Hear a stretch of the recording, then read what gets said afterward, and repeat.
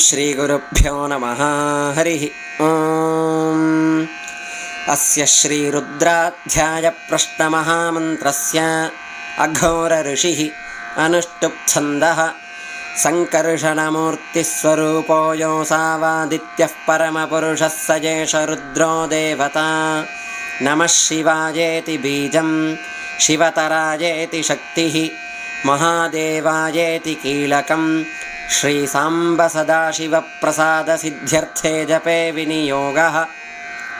ध्यानम् आपातालनभस्थलान्तभुवनब्रह्माण्डमाविस्फुरत् ज्योतिस्फाटिकलिङ्गमौलिविलसत्पूर्णेन्दुवान्तामृतैः अस्तोकाप्लुतमेकमीशमनिशं रुद्रानुवाकाञ्जपन् ध्यायेद्दीप्सितसिद्धयेत् ध्रुवपदं